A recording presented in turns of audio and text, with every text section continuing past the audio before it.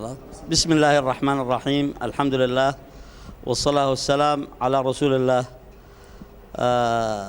في البداية نشكر قناة أزال على هذه اللفتة وهذه التغطية الخاصة، وأنا أضعها في جانب الإبداع النقل الإعلامي، لأن التركيز على مثل هذه الفعاليات هو ذو المردود الأكثر للمجتمع.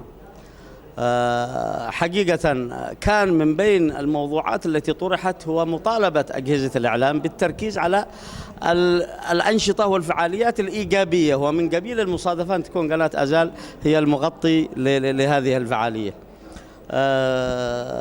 هذه الحلقة للنقاش التي أتقدم بالشكر الجزيل لمؤسسة خطوات التي تبنت هذه الفعالية، لأنها التقطت واحدة من المشاكل التي تعصف بالمجتمع والتي تهم أيضا معالجتها، تهم حياة المجتمع بشكل عام، ألا وهي انتشار النزاعات في كل قطاع، في كل موقع جغرافي، في كل مجال من مجالات الحياة في المحافظة أو حتى في بقية المحافظات التي تتشابه بلادنا في كثير من الظروف الناجمة والناتجة عن الأوضاع السياسية التي تمر بها البلاد بشكل عام، أو حتى إنجاز لنا الوصف التي يمر بها الوطن العربي بشكل عام.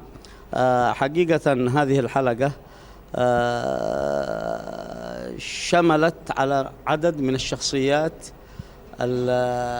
ذات التخصص، إنجاز لي تحديدهم كذلك التخصص، فمنهم القانوني، ومنهم الشيخ الذي يعنى بمعالجة المشاكل، ومنهم المسؤول عن الأمن، ومنهم ممثلي المجتمع المدني بكل قطاعاته.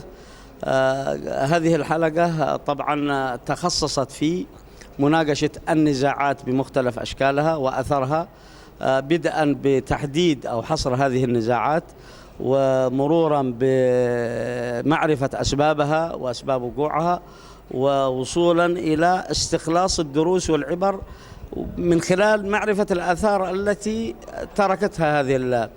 وسنصل في النهاية، ونحن في المراحل الأخيرة من هذه الحلقة، سنصل إلى تحديد جملة من الرؤى والأفكار والأسس التي ستبنى عليها إن شاء الله ميثاق شرف للمحافظة، سيعرض على من لهم حق توقيع هذا الميثاق من مشايخ وأعيان ومختلف الفئات الاجتماعية في هذا المجتمع.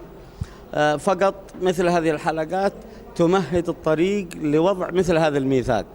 نكرر الشكر للمؤسسة التي تبنت أو رعت هذه الفعالية، نكرر الشكر للقناة التي نقلت هذه الفعالية أو غطتها، ونشكر الجميع. في الحقيقة لمسنا من خلال المناقشات أنها ستكون ذات فائدة عظيمة وقيمة، انعكس ذلك من خلال المناقشات الجادة والهادفة والملخصة لمجمل الظروف التي تحيط بهذه المسألة.